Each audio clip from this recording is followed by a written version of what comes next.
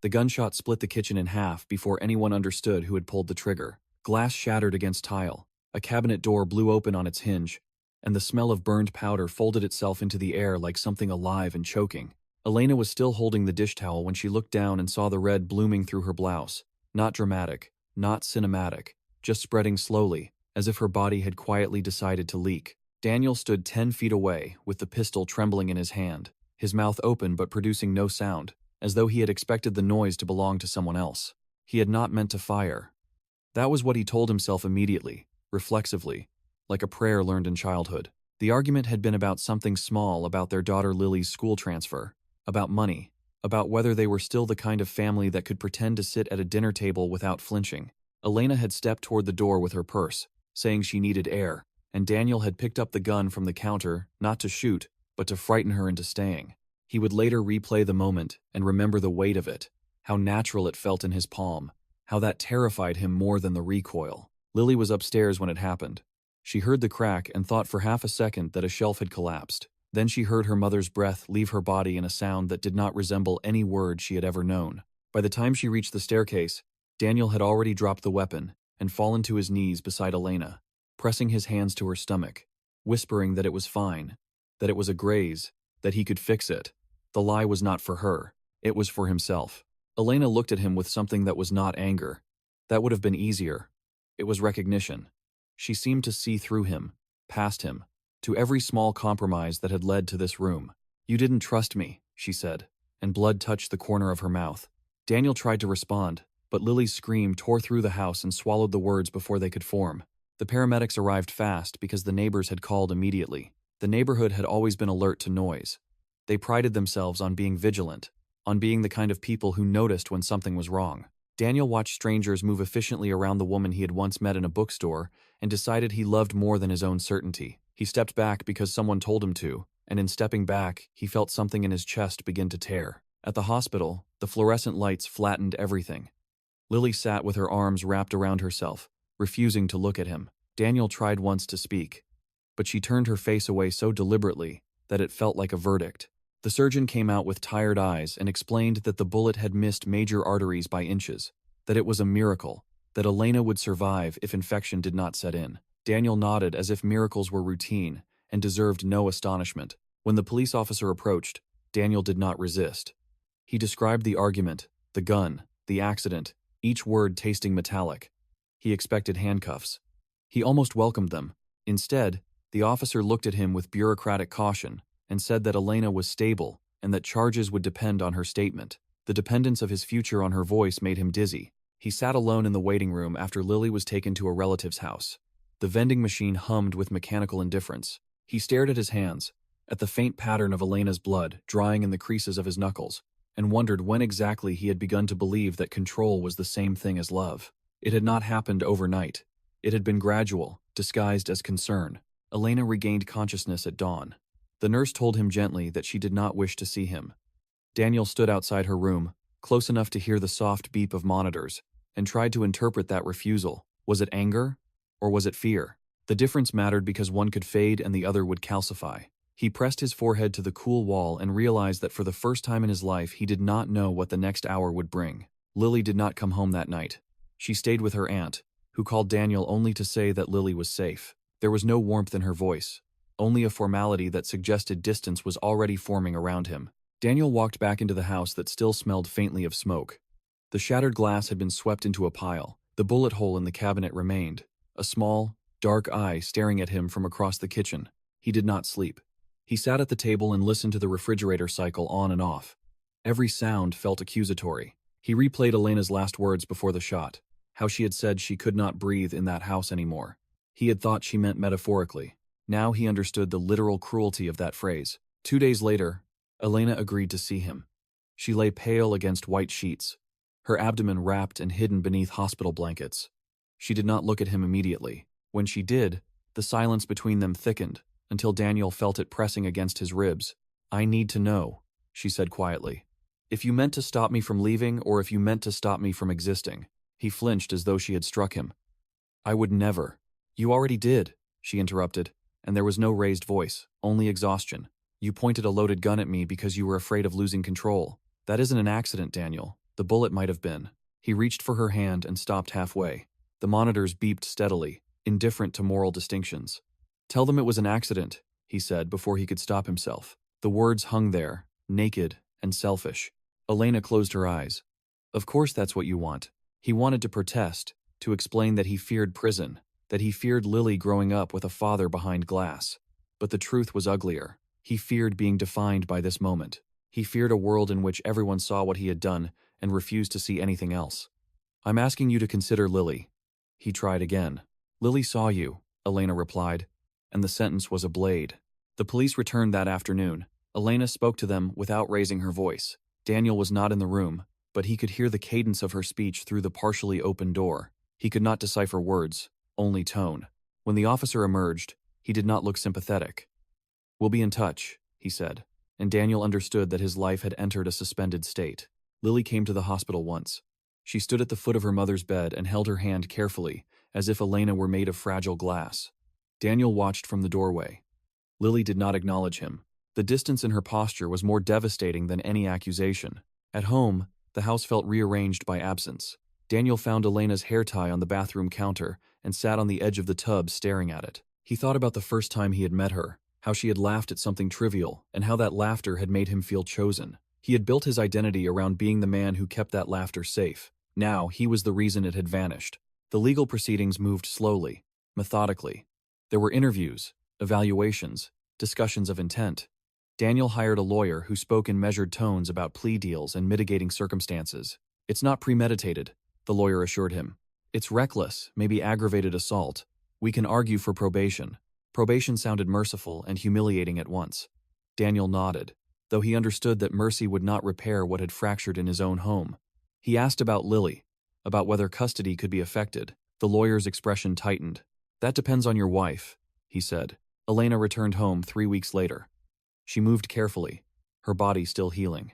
Daniel had cleaned the house obsessively, as though order might convince her to stay. When she entered the kitchen, her gaze landed immediately on the repaired cabinet. The bullet hole had been patched and painted over. She touched the smooth surface and said nothing. They did not share a bed. Elena took the guest room. Lily returned with her, but she treated Daniel like a stranger, renting space in the house. She answered questions politely and left the room whenever he entered. Daniel tried once to apologize directly, to say that he was sorry for frightening her, but she looked at him with eyes that seemed older than her 15 years. "I don't feel safe," she said, and the simplicity of it broke him. He enrolled in anger management because the lawyer suggested it would look good. The therapist asked him to describe the moment before the shot. Daniel spoke about fear, about abandonment, about the sensation of losing something he had believed was guaranteed. The therapist listened and then asked a question that unsettled him. "When did you decide that your fear was more important than her autonomy?" Daniel had no answer. He left the session feeling exposed and resentful. It was easier to focus on legal strategy than on internal excavation. Yet at night, when the house was silent, he could hear Elena shifting in the guest room, and he wondered if she was awake, if she was replaying the same second over and over. The charges were eventually filed. Felony assault with a deadly weapon. Daniel read the document 3 times, tracing the formal language that reduced his marriage to a case number. Elena did not look surprised. She signed her statement with steady hands. When Daniel asked her privately why she had not chosen to minimize it, she looked at him with a kind of distant clarity. "Because if I protect you from consequences," she said, "I'm teaching Lily that love means absorbing damage." He wanted to argue, to say that families handled things internally, that public systems could not understand nuance. But he saw in her expression that this was not about punishment. It was about definition. She refused to let that night be reframed as a misunderstanding. The court date approached. Daniel moved through days as though underwater. At work, colleagues avoided eye contact. Rumors had spread. He considered resigning, but the financial implications frightened him. Every decision felt like a calculation with no clean outcome. One evening, he found Lily in the kitchen alone. She was cutting vegetables with mechanical precision. He stood at the doorway, aware that proximity itself might feel invasive. "I'm trying," he said quietly, unsure what he meant by that. She did not look up. "Trying to what?" "To fix this." She set the knife down and finally met his gaze. "You can't fix something by pretending it wasn't broken on purpose." The accusation was not loud, but it was devastating. Daniel wanted to insist that he had not intended harm, that the gun had fired accidentally. Yet he understood that intention did not erase impact. He had introduced violence into their home. The memory of it would not dissolve simply because he regretted it. Elena's recovery was physically steady but emotionally distant. She spoke to Daniel only about logistics. They discussed bills, Lily's school schedule, court appearances. Intimacy had been replaced by negotiation. Sometimes Daniel caught her watching him as if assessing risk. The first court hearing arrived with a cold clarity. Daniel stood before a judge who reviewed the facts without inflection. Elena sat behind him, not touching him, not offering reassurance. When the judge asked about a plea, Daniel's lawyer spoke on his behalf. Daniel felt reduced to a spectator in his own undoing. Outside the courthouse, reporters had gathered because local news feeds thrived on domestic violence cases. A microphone was pushed toward Elena. She declined to comment. Daniel kept his head down, aware that public narrative was forming around them. That night, the house felt smaller. Lily locked her bedroom door. Elena remained in the guest room. Daniel sat in the living room and stared at the family photographs lining the wall. There was one from a beach trip years ago, the three of them sunburned and laughing. He stood and removed it from the frame, turning it face down on the table because he could not bear the contrast. Weeks passed in a rhythm of legal meetings and therapy sessions. Daniel began to understand that remorse was not a transaction. He could not offer it in exchange for restored trust. It was simply something he carried, heavy and insufficient. Elena's silence became its own language. One evening, she asked him to sit at the dining table, the same table where the argument had begun. Daniel felt his pulse quicken. She placed a folder in front of him. Inside were papers for a protective order and a request for temporary separation of residence. His throat tightened. "I can't heal while sharing space with you," she said, her voice steady. "This isn't revenge. It's self-preservation." He looked at the documents and felt the ground shift again. If he left, he feared he would never return. If he stayed against her wishes, he would confirm her fear. "Where would I go?" he asked, and immediately hated how small the question sounded. "That's not my responsibility anymore," she replied gently, and that gentleness was more painful than anger. Lily stood in the hallway, listening. Daniel could feel her presence without seeing her. The house that had once felt like his achievement now felt like evidence. He signed the papers because refusing would only escalate the fracture. He packed a suitcase that night. Each folded shirt felt like an admission. As he closed the door behind him, he caught a glimpse of Lily at the top of the stairs.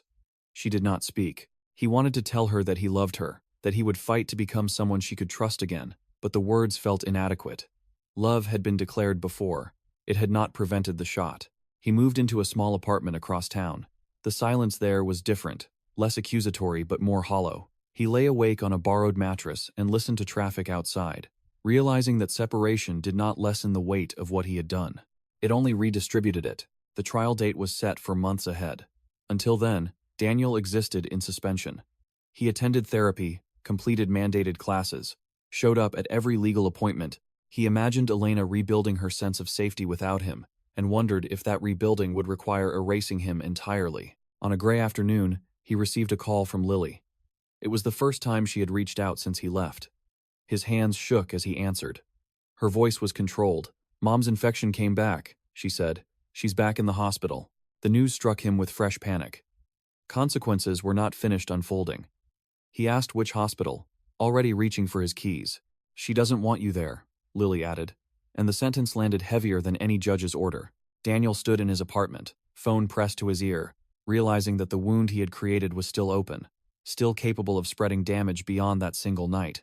He sank onto the edge of the mattress, staring at the wall, understanding that even absence could be another form of intrusion. He did not go to the hospital. He paced instead, replaying the original moment again and again, as though somewhere in that second he might find a different outcome. But the past refused to edit itself. It remained fixed, immovable, a small explosion that continued to echo through every room of his life. He tried to tell himself that not going to the hospital was an act of respect, that honoring Elena's boundary was the first responsible choice he had made in months. Yet the restraint felt indistinguishable from cowardice. He imagined her lying in a sterile room again, tubes threaded into her veins because of a bullet he had introduced into her body, and the thought carved through him with an intimacy that no legal language could dull. He called Lily the next morning, unsure whether he had the right.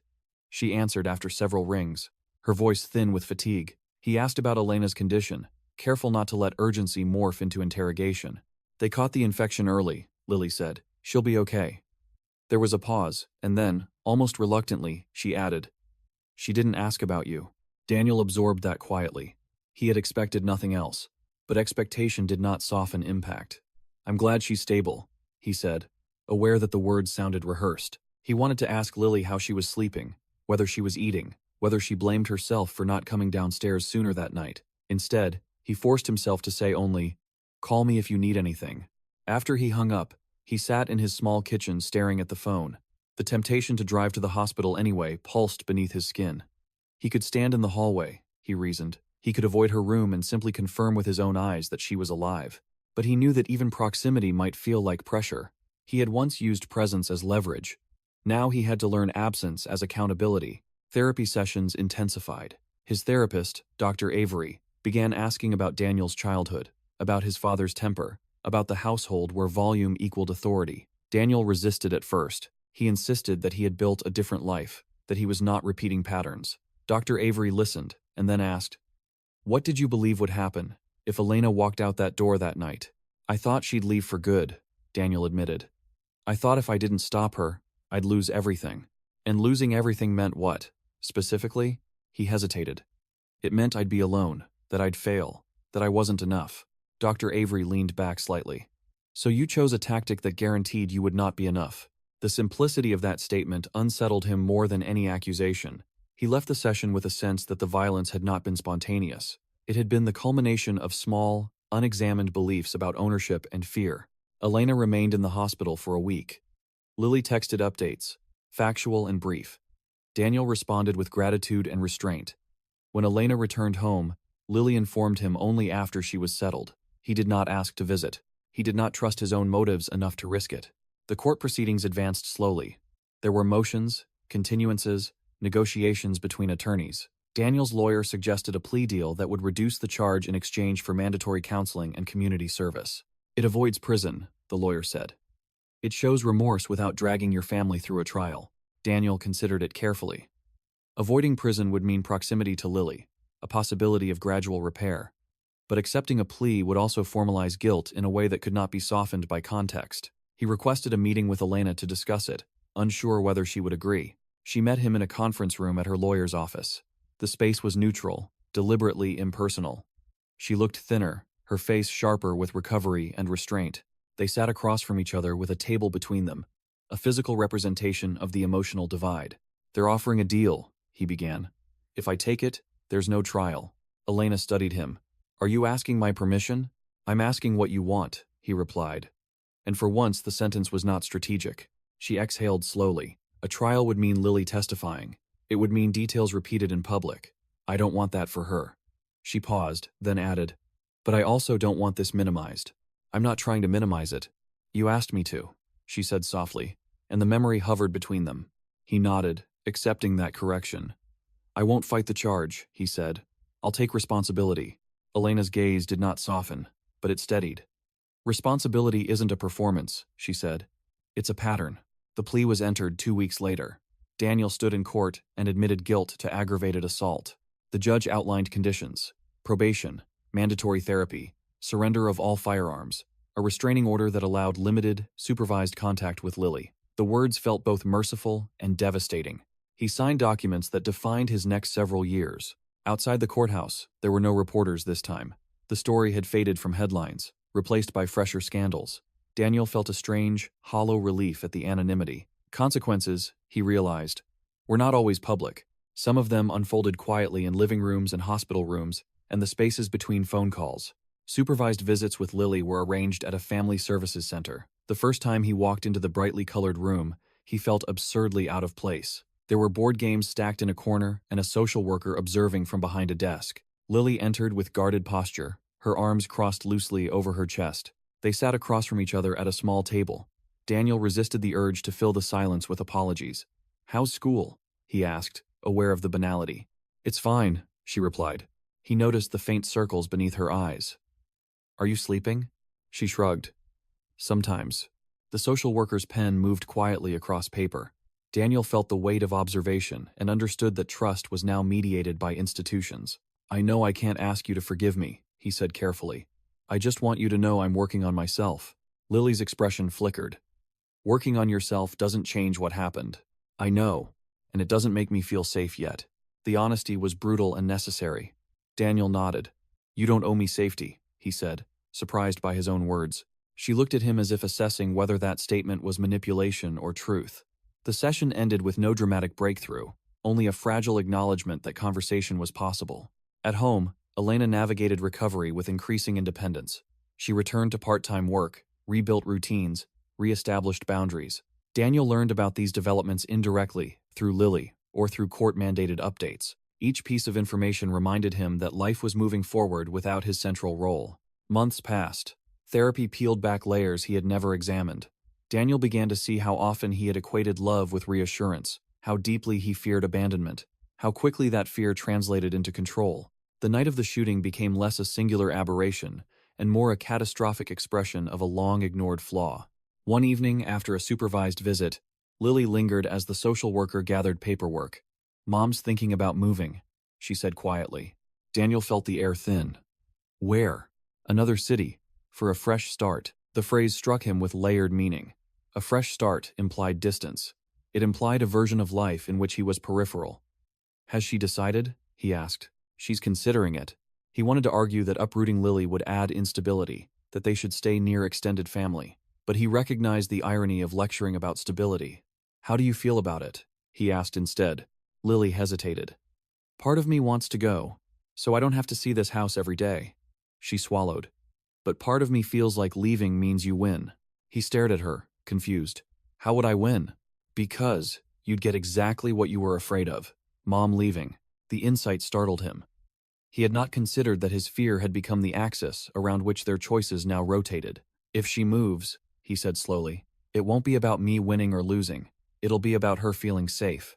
Lily studied him, searching for hidden motives. "You'd let us go?" The question cut deeper than she intended. "I don't get to let or not let," he replied. "That's the point." She nodded faintly, as if testing the consistency of that idea. When Daniel learned officially that Elena had accepted a job in another city, he experienced a surge of conflicting emotions. Relief that she was reclaiming autonomy, panic at the physical distance from Lily, grief for the finality of their shared home, dissolving. He met Elena one last time before the move to discuss logistics. They stood in the empty living room of the house that had once held photographs and arguments and laughter. Most furniture had been sold or packed. The walls looked exposed, almost vulnerable. "I won't contest the move," Daniel said. "I'll adjust visitation." Elena nodded. "Thank you." The simplicity of the exchange belied the magnitude of it. "Are you certain this is what you want?" he asked. Not as a challenge, but as a genuine inquiry. "I'm certain I need space where that night isn't in every corner," she replied. He absorbed that. "I hope you find it." She studied him for a long moment. "I don't hate you," she said quietly. "But I don't trust you. Those are different things." He felt the distinction settle heavily. "I understand." The day Lily left, Daniel stood on the sidewalk as boxes were loaded into a moving truck. Lily hugged him briefly, her arms stiff but sincere. "Keep going to therapy," she murmured. "I will. And don't make this about you." He almost smiled at the clarity of that instruction.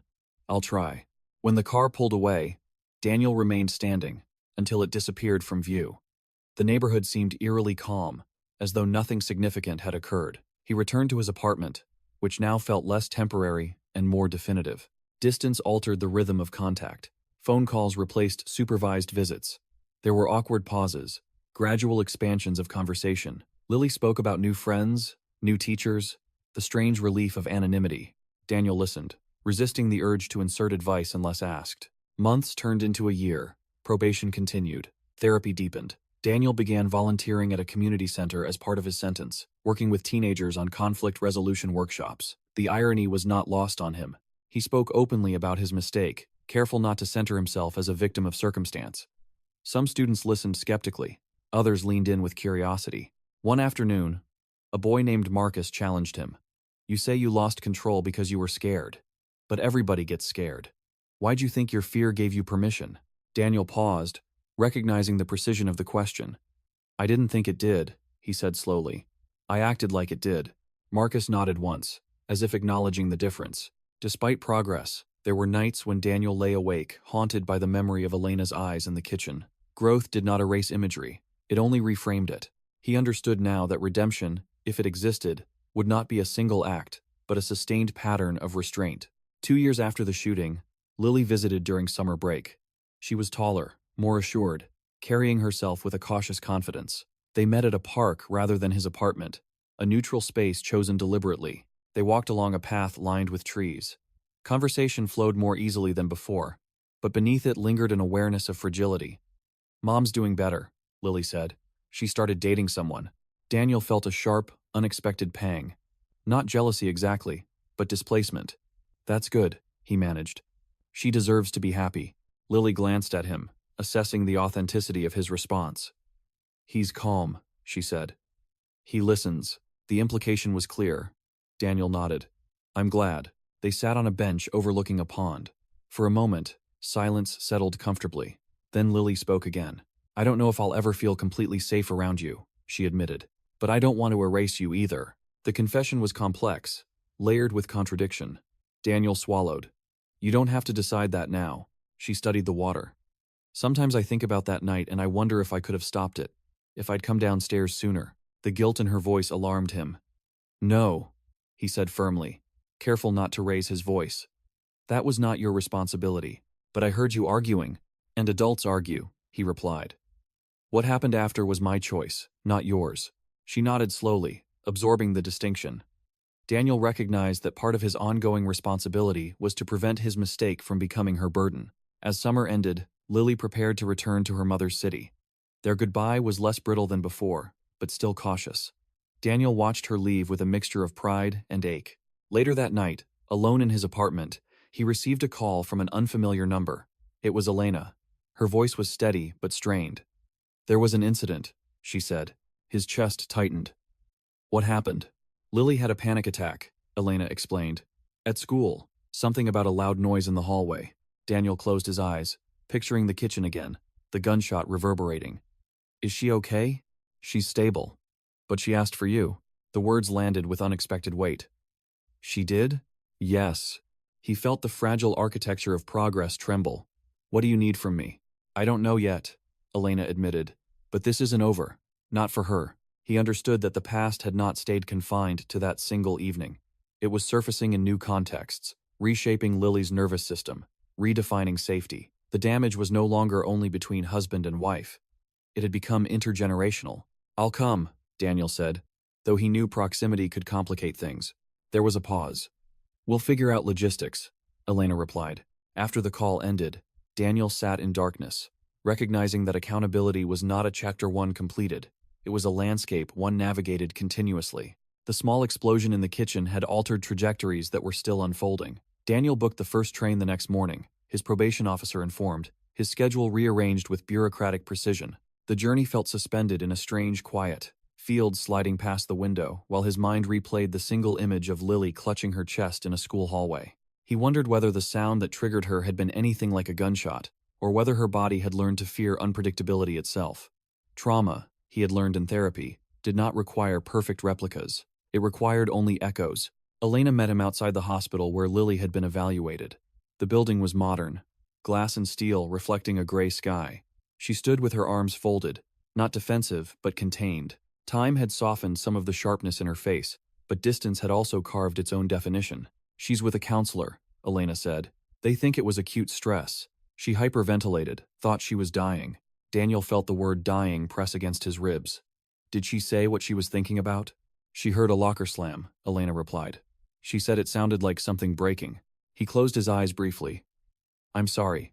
Elena's expression shifted, not into anger, but into weary recognition. "I know you are." That doesn't change what her body remembers. They walked inside together, their steps unconsciously synchronized and then corrected as both became aware of the alignment. In the waiting area, Daniel felt the old tension of hospital lights and antiseptic air. He resisted the instinct to scan for Elena's injuries, reminding himself that this was Lily's crisis now. When Lily emerged, her face looked drained but composed. She froze for a moment when she saw him, as if recalibrating expectation. Then she walked forward and hugged him without prompting. The contact was brief but decisive. "I didn't know who else to call," she murmured. "I'm here," he said, careful not to hold her too tightly. They sat in a consultation room with a therapist named Dr. Hahn, who spoke in calm, measured tones. She explained that panic attacks often attach themselves to sensory cues. "Your nervous system learned that loud, sudden sounds can mean danger," she told Lily gently. "It's trying to protect you." Even if the situation isn't actually threatening. Lily nodded, eyes fixed on the floor. It felt like I was back in the kitchen, she admitted. Daniel's stomach clenched. He forced himself not to interrupt. Elena reached for Lily's hand, her thumb tracing small circles across her knuckles. Dr. Hahn continued, "Healing doesn't mean forgetting. It means teaching your body that not every loud noise equals harm." Daniel listened and recognized the cruel irony. His own healing had been about understanding control. Lily's was about relearning safety. The same event had fractured them in different dimensions. After the appointment, Elena suggested they get coffee nearby. The three of them sat at a small table, the atmosphere tentative but not hostile. Daniel noticed how easily Lily leaned toward her mother, how Elena's presence seemed to anchor her. "I don't want to feel like this forever," Lily said, quietly. "You won't," Elena assured her. "But it takes time." Daniel hesitated before speaking. "I'm willing to join therapy sessions if that helps," he offered. "If hearing from me directly makes it easier." Elena studied him. "It might," she said slowly. "But it could also reopen things." "I know," he replied. "I don't want to avoid discomfort, if it's necessary." Lily looked between them, as though witnessing a negotiation that extended beyond her. "I don't want to pretend it didn't happen," she said. "But I also don't want it to be the only story about us." The statement lingered in the air. Daniel felt both gratitude and dread. He had spent years trying to ensure that the shooting was not the sole definition of him. Now he realized that, for Lily, the event was not about his identity alone. It was about the architecture of her childhood. Daniel stayed in the city for a week. He attended 2 joint therapy sessions with Lily and Dr. Hahn. The conversations were delicate, layered with pauses. Lily described the memory of running down the stairs, the smell of smoke, the sight of her mother bleeding. Daniel listened without defending himself. When Dr. Hahn asked him what he felt hearing it, he answered honestly. "I feel ashamed," he said, "and I feel terrified that I did this to you." Lily met his gaze. "You did," she replied. Not cruelly, but factually. The precision of her language mirrored Elena's from years before. Daniel recognized the consistency of truth in his family. It did not scream, it stated. One afternoon, as they walked through a park near Elena's apartment, Lily asked him a question that had clearly been waiting. "If Mom had died, what would you have done?" The hypothetical landed with brutal clarity. Daniel stopped walking. "I don't know how I would have survived that," he admitted. "But that doesn't change that I created the risk." Lily studied him. "Sometimes I think about that version of reality," she said, "and it makes me angry." "You have every right to be," he replied. Elena, who had been walking slightly ahead, turned back at that moment. She did not interrupt. She simply listened, her expression unreadable. When Daniel returned to his city, the silence of his apartment felt altered. The visit had reopened layers he had compartmentalized. He resumed his routine, but with a sharper awareness that progress could not be measured solely by his own introspection. It had to include the ongoing impact on Lily. Months later, another call came. This time it was from Elena late at night. Her voice was strained. "Lily ran out," she said. "After an argument." Daniel's pulse spiked. "About what?" "She said I was controlling her. That I don't trust her judgment." The word controlling cut sharply. "Where is she?" "I don't know. She left her phone." Daniel pictured Lily at 15, then 16, now nearly 17. A teenager testing boundaries, redefining autonomy. "Did you follow her?" "I tried," Elena replied. "But she disappeared into the crowd near the subway." Daniel felt the old helplessness return. He was hundreds of miles away. He could not physically search. "Call the police," he said, though he knew Elena had likely already considered it. "I will if she's not back soon." An hour later, Lily called Daniel from an unknown number. Her voice trembled with suppressed anger. "I'm at a friend's," she said. "Mom thinks I can't make decisions." Daniel inhaled slowly. "What happened?" "She doesn't want me going to a concert. She says it's too loud, that I might panic." The irony was almost unbearable. "And what do you want?" "I want to go," Lily insisted. "I don't want the shooting to decide everything." Daniel felt the precarious balance between validation and caution. "Your mom isn't trying to control you," he said carefully. "She's trying to protect you." "From what? From sound? From being overwhelmed?" Lily's breath hitched. "I'm tired of being fragile." The statement resonated painfully. Daniel recognized his own history of equating vulnerability with weakness. "Being careful isn't the same as being fragile," he said. "But neither is testing yourself wrong." She was silent for a moment. "Whose side are you on?" The question was unfair and inevitable. "I'm on your side," he replied. "And that includes respecting your mom." I knew you'd say that. He resisted the urge to defend himself. Do you feel safe right now? He asked instead. Yes. Then go home. Talk to her. Not as a kid asking permission, but as someone explaining what you need. Lily exhaled slowly. You don't think she'll say no again? She might, Daniel admitted. But arguing isn't the same as violence. The contrast hung heavy between them. Lily eventually agreed to return home. Daniel ended the call with a renewed understanding that his past action had not only altered his relationship with Elena, it had reshaped Lily's framework for conflict itself. Weeks later, Elena called again, this time with a quieter tone. She went to the concert, she said. Daniel held his breath. And she panicked during the first song, Elena admitted. But she didn't run. She stayed. She used the breathing techniques. A complicated pride rose in him. That's huge. Yes, Elena agreed. It is. He sensed something else beneath her words. Are you okay? He asked. Elena hesitated. Watching her struggle brought everything back, she said. I had to step outside the venue for a minute. He understood. Healing was not linear for any of them. You didn't cause that panic, he said gently. Neither of you did, but I chose to stay with you for years before that night, she replied. I ignored signs. Daniel flinched. You're not responsible for my decision. No, she said. But I am responsible for what Lily saw as normal. The layers of accountability shifted again. Daniel realized that guilt was not a finite resource. It redistributed itself among those closest to the damage.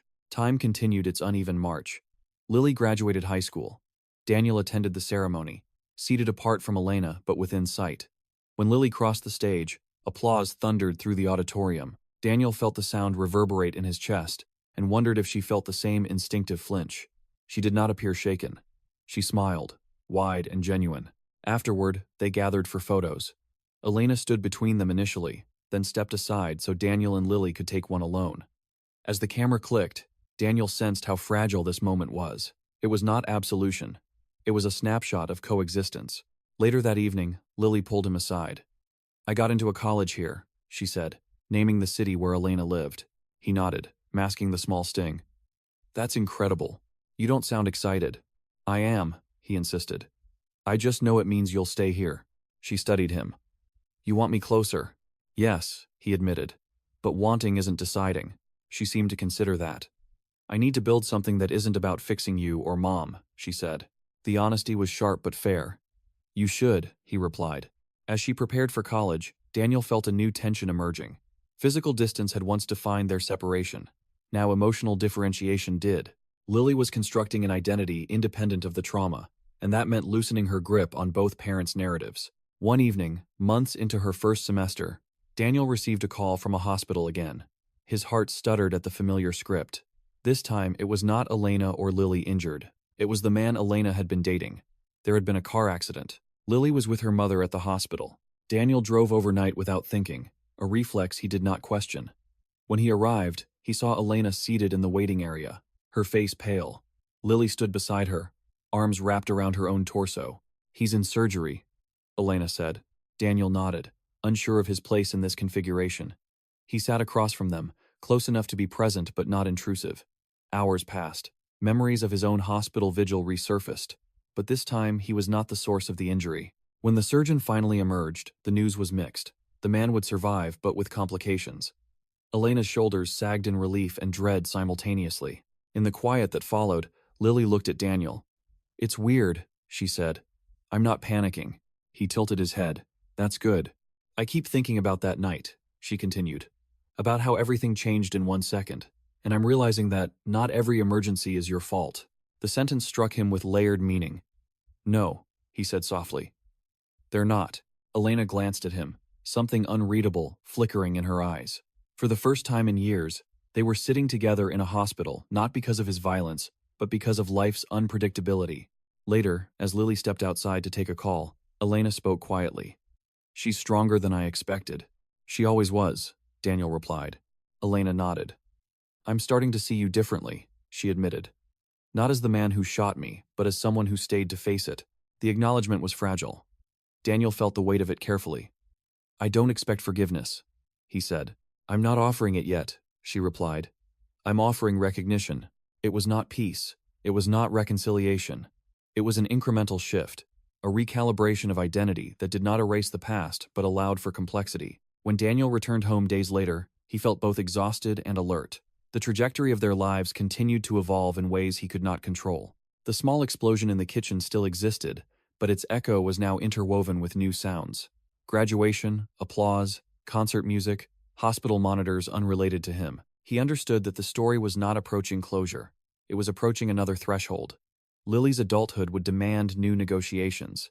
Elena's life would continue to intersect with his in unexpected ways, and Daniel would have to confront whether growth meant stepping further back or risking closer presence again. The night he unpacked from the hospital visit, he found an old photograph in his suitcase that must have slipped in accidentally years ago. It was the beach picture, sunburned and laughing. He stared at it for a long time before placing it not face down but upright on his desk. The image did not negate what followed. It complicated it. He sat there in the dim light, recognizing that accountability did not promise restoration. It promised only the opportunity to act differently in the next unpredictable second. That realization did not soothe him. It unsettled him, because it meant there was no final exam he could pass, no certificate of redemption he could frame and hang on the wall. There would only be moments, each one carrying the possibility of either restraint or repetition. The weeks after the hospital incident with Elena's partner were strangely quiet.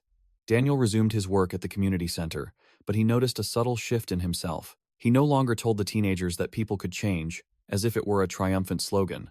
Instead, he spoke about vigilance, about how the capacity for harm does not disappear simply because one regrets it. Marcus, now older and less confrontational, asked him during a workshop, "Do you still get scared you might lose control again?" Daniel did not deflect.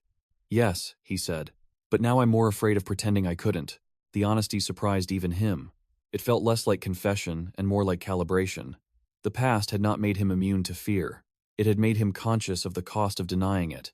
Lily's college semester progressed unevenly. She called more frequently, sometimes about trivial matters, professors she liked, roommates who annoyed her, and sometimes about deeper currents. One evening, her voice carried a tremor he had not heard in months. "I started dating someone," she said. Daniel smiled despite himself. "That's good. It's complicated." He recognized the weight in that word. Complicated how? He raised his voice during an argument, she admitted. "Not at me exactly. Just loud." Daniel's chest tightened. "What did you feel?" "I froze," she said. "Then I wanted to leave immediately." He listened carefully. "Did he threaten you?" "No." "Did he apologize?" "Yes." He said he didn't realize how loud he'd gotten. Daniel exhaled slowly. "Your body reacted because it remembers," he said. "That doesn't mean he's dangerous. But it does mean you get to set boundaries." She was silent for a moment. "I told him I don't do yelling."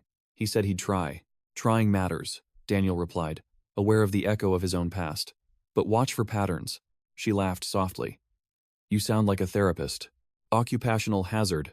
After they hung up, Daniel sat with a complicated mix of pride and dread. Lily was navigating intimacy with a heightened sensitivity to volatility. He wondered how much of that vigilance was protective and how much was constraining. He feared that his action had hardwired her to expect escalation. At the same time, he recognized that she was not fragile. She was discerning. Months later, Elena called with unexpected news. "He proposed," she said, referring to her partner. Daniel felt the familiar twist in his stomach, but it was muted compared to years before. "And? I said I'd think about it." He sensed layers beneath her hesitation.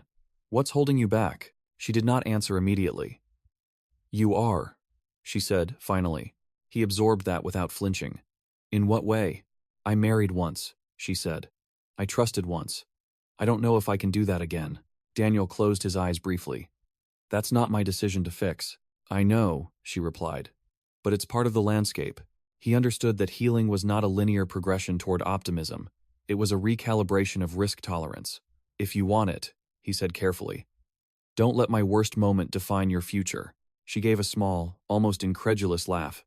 "You think it's that simple?" "No," he admitted. "I just don't want to be the shadow in your next chapter." After they ended the call, Daniel felt a strange, unexpected weight lift and settle simultaneously. He no longer wanted Elena back. That desire had dissolved somewhere along the years of therapy and distance. What lingered was something more complex, a wish that she not be permanently altered by him. Lily eventually met her mother's partner again, after his recovery. Daniel asked about him during a visit, trying to gauge Lily's comfort without prying. "He's steady," she said. "Sometimes too steady." What does that mean? He avoids conflict, she replied. Like he's afraid of upsetting Mom. Daniel recognized the dynamic immediately. That might not be sustainable. That's what I told her, Lily said. The irony deepened. The absence of volatility could also become distortion.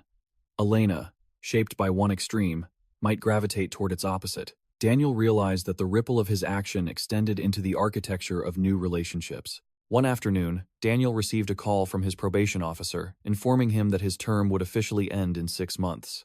The statement felt both anticlimactic and momentous. Legally, he would no longer be supervised.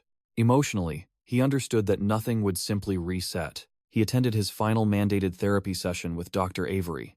What scares you about probation ending? She asked. That I'll feel finished, he said. Like I don't have to keep paying attention. And do you? Yes. Then don't equate external oversight with internal responsibility, she replied. He left her office aware that structures had once kept him contained. Now he would have to self-regulate without legal pressure. As Lily's relationship progressed, she invited Daniel to meet her boyfriend during a visit. The invitation startled him. He agreed cautiously, aware of the symbolic weight. They met at a cafe near campus. The young man, Ethan, was polite, slightly nervous.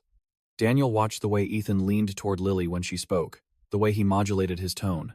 There was no overt sign of aggression. Still, Daniel felt hyper-aware of every gesture. At one point, Ethan asked directly, Lily told me about what happened years ago. Daniel nodded. She gets to decide who knows. I just want you to know, Ethan continued carefully, that I'm not that kind of person. Daniel studied him. I hope you're not, he said. But being that kind of person isn't always something you plan. Ethan looked confused. What do you mean? I mean, Daniel clarified, that losing control can feel justified in the moment. It never is. Lily shifted in her seat, perhaps sensing the tension. Dad, she said gently, he's not you. The statement was both reassurance and boundary. Daniel nodded. I know. Afterward, Lily confronted him privately.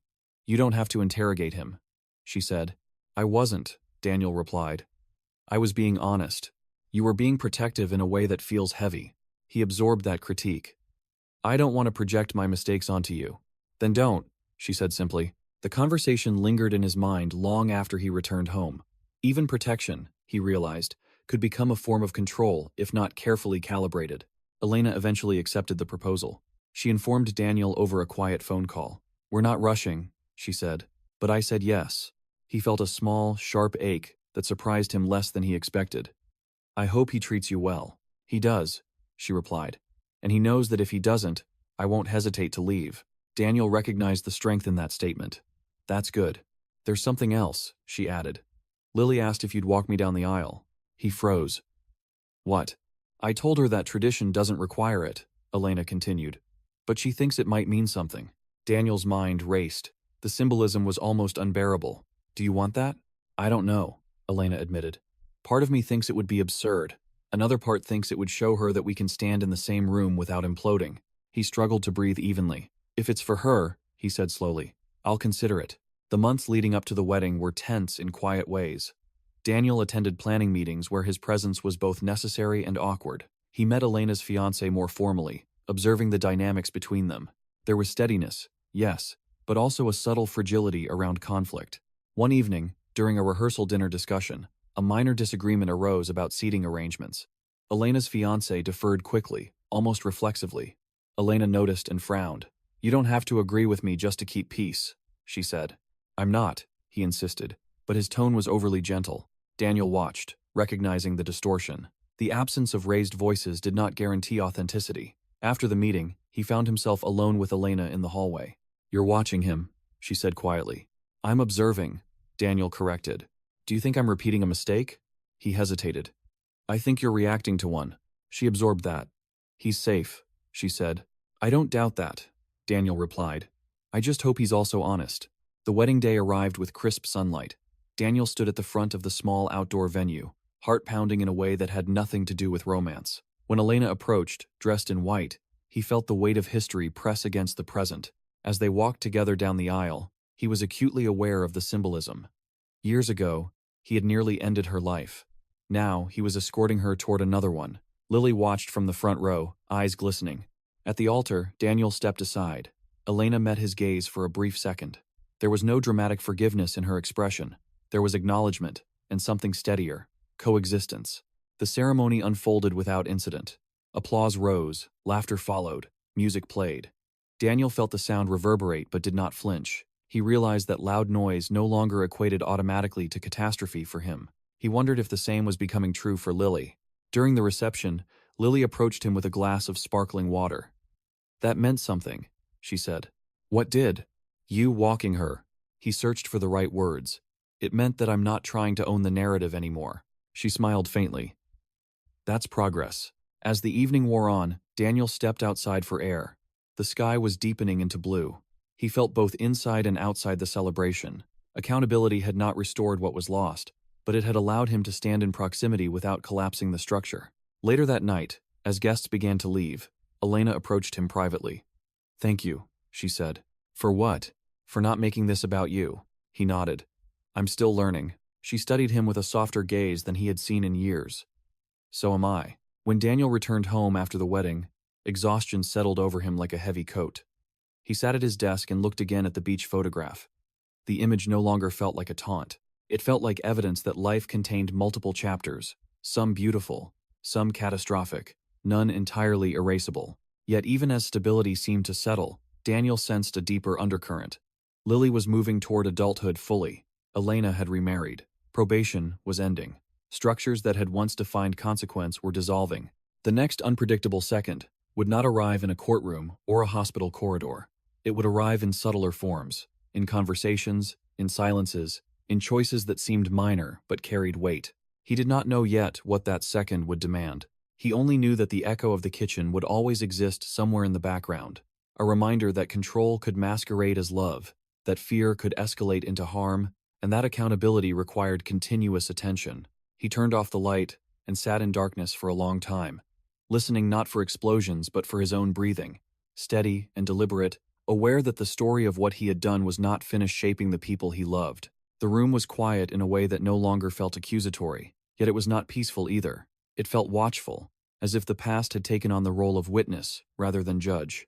Daniel understood that the absence of crisis did not mean the absence of consequence. It meant consequence had matured into something less dramatic and more structural. Probation ended 3 weeks later with a short meeting and a signature. The officer shook his hand and said, "Stay out of trouble," with a tone that was routine rather than pointed. Daniel stepped outside the building and waited for something to shift internally. Nothing did. The world did not brighten. The air did not feel lighter. Freedom, he realized, was not the opposite of accountability. It was the removal of external enforcement. He called Lily that evening to tell her. "It's official," he said. "No more supervision." She was quiet for a moment. "How does that feel?" "Like a door opened," he replied. "But I still have to decide where to walk." She laughed softly. "That's very you." "What does that mean?" "You make everything a metaphor." He smiled, but the comment lingered. Metaphors had once allowed him to avoid specifics. Now he tried to let them clarify rather than obscure. "How are classes?" he asked, shifting focus. "Busy," she said. "I'm thinking about grad school." "In this city?" "Maybe. Maybe not." He recognized the subtle testing in her tone. Distance had once been imposed by legal boundaries. Now it would be chosen or declined freely. "You don't owe geography to anyone," he said. "Not even you. Especially not me." There was a pause, and then she said, "I don't feel scared when you say that." The sentence held more weight than she likely intended. He absorbed it quietly, understanding that safety was not something he could declare. It was something she experienced or did not. Months passed without dramatic upheaval. Elena's marriage settled into its own rhythm. There were minor disagreements, occasional phone calls in which she asked Daniel's opinion about something related to Lily, and moments when they laughed about a shared memory without bitterness. The laughter was tentative, as if both were still testing whether it was allowed. One afternoon, Elena called with a request. "Lily's therapist suggested a family session," she said. "All three of us." Daniel felt a familiar tightening in his chest. "About what?" "Not about the shooting directly," she clarified. "About transitions. She's graduating soon. She's figuring out who she is, separate from us." He nodded, though she could not see him. "I'll come." The session took place in a neutral office with large windows and minimal decoration. The therapist, a woman in her 40s with an attentive gaze, began by asking each of them to describe the family in a single sentence. Lily spoke first. "We're the family that survived something," she said. Elena followed. We're the family that learned the cost of ignoring fear. Daniel hesitated before speaking. We're the family that doesn't look away anymore. The therapist nodded. What does not looking away mean to you? Daniel inhaled. It means naming what happened, without pretending it defines every future choice. Lily shifted slightly in her chair. Sometimes I feel like if I forgive too much, it erases what happened, she admitted. Elena reached for her hand. Forgiveness isn't amnesia, she said gently. Daniel felt the need to add something but resisted the impulse to dominate the conversation. The therapist turned to him. What does forgiveness mean to you? It means accepting that I can't undo the past, he replied, but I can stop trying to control how it's remembered. The room grew quiet. Lily studied him carefully. I don't want to forgive you because you've suffered enough, she said. I want to forgive you if it helps me. That's fair, he replied. The session did not end with a dramatic breakthrough. It ended with an agreement to continue meeting occasionally. Yet Daniel left feeling that something subtle had shifted. The narrative of the family was no longer centered solely on rupture. It included endurance, differentiation, and cautious rebuilding. As Lily approached graduation from college, she invited both parents to attend. Daniel and Elena traveled separately, but found themselves seated beside each other in the auditorium. The applause that filled the space when Lily's name was called was thunderous. Daniel felt the vibration in his chest and noticed that he did not flinch. He glanced at Lily as she crossed the stage. She moved confidently, eyes forward. After the ceremony, they gathered for photographs again. This time there was less stiffness in the arrangement. Elena's husband stood comfortably at her side. Daniel felt neither displaced nor central. He felt adjacent, which was both humbling and oddly reassuring. Later that evening, Lily asked them to join her for dinner. The conversation drifted from career plans to shared anecdotes. At one point, Lily looked at both of them and said, I don't want to keep defining myself by what happened, but I also don't want to pretend it didn't shape me. That's honest, Elena said. It shaped me too, Daniel added quietly. Lily met his gaze. I know. The acknowledgement was simple, but it carried years of layered meaning. For a long time, Daniel had felt that his suffering was secondary and perhaps irrelevant compared to theirs. He had suppressed it as self-indulgent. Now he understood that acknowledging his own internal consequences did not compete with theirs. It contextualized them. After dinner, as they parted ways outside the restaurant, Lily hugged him and held on slightly longer than usual. I don't feel like I have to watch you anymore, she said softly. The sentence startled him. Watch me how? For signs, she replied. For cracks. He swallowed. That means a lot. It doesn't mean I forget, she added. I don't expect you to. Driving home that night, Daniel realized that the constant hypervigilance he had sensed in Lily for years had eased. It had not vanished, but it no longer dominated her posture. The echo of the kitchen still existed, but it was no longer the loudest sound in the room. Weeks later, Elena called with news that was less dramatic, but equally significant. We're moving again, she said.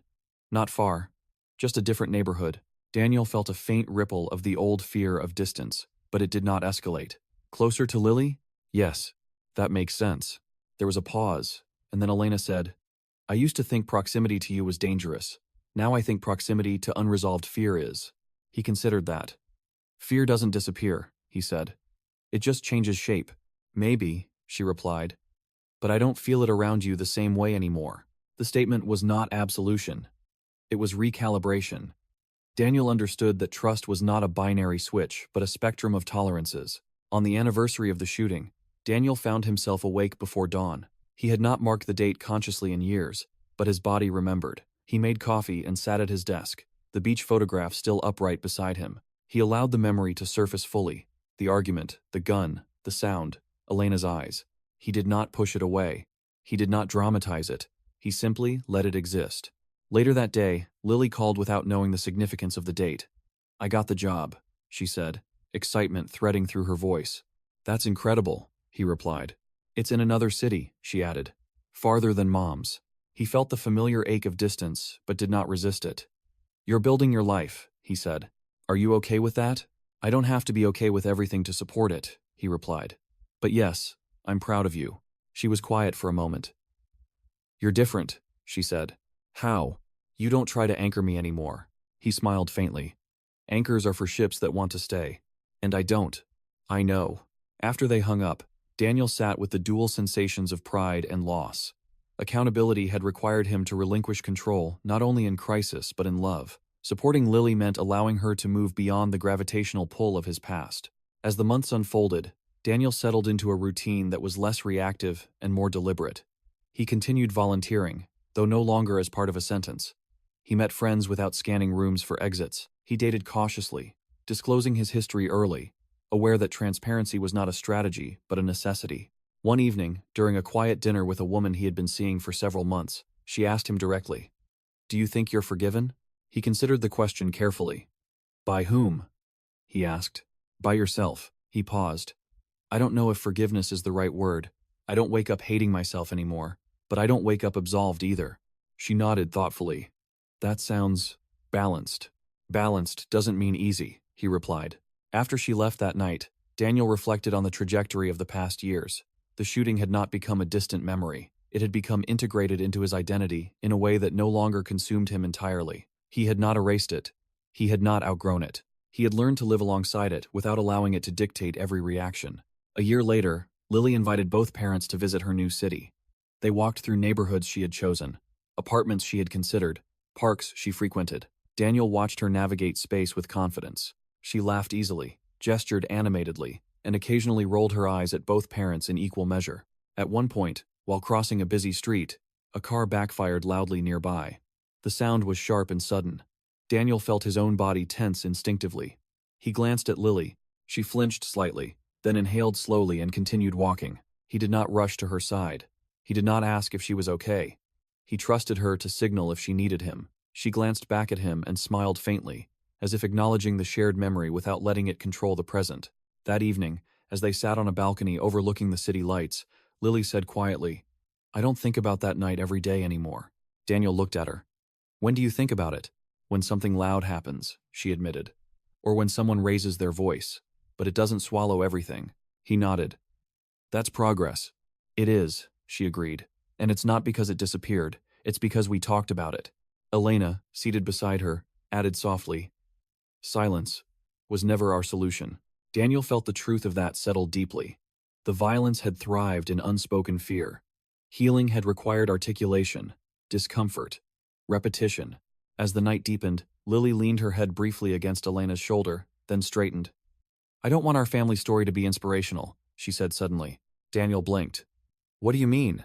"I don't want people to look at us and think, 'See, everything works out,'" she clarified. "It didn't work out. It changed."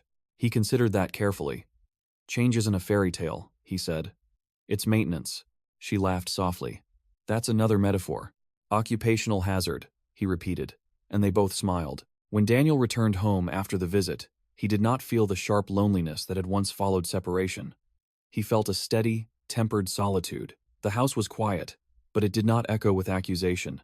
It held history without amplifying it. He sat at his desk again, the photograph still in its place. He did not turn it face down. He did not elevate it to nostalgia. It was one image among many. He understood now that the story had never been about whether he would be forgiven or redeemed in some grand narrative arc. It had been about whether he would confront the part of himself capable of harm and choose, repeatedly, not to indulge it. It had been about whether Elena and Lily would be allowed to define their own futures without orbiting his fear. The explosion in the kitchen would always exist in the timeline of their lives. It had fractured trust, reshaped trajectories, and imprinted itself on their nervous systems. But it no longer defined the perimeter of possibility. It was a rupture they carried, not a prison they inhabited. On a quiet evening, years after the gunshot, Daniel stood by his window and listened to distant city sounds. Traffic, laughter, a door slamming somewhere down the street. His body registered each noise, then settled. He placed a hand against the glass, feeling the cool surface beneath his palm. He did not pray for erasure. He did not beg for absolution. He simply acknowledged the second in which he had chosen wrongly, and the thousands of seconds since in which he had tried to choose differently. And in that steady, unremarkable quiet, the story did not close with triumph or despair. It continued, shaped not by a single explosion, but by the deliberate restraint of the next unpredictable moment.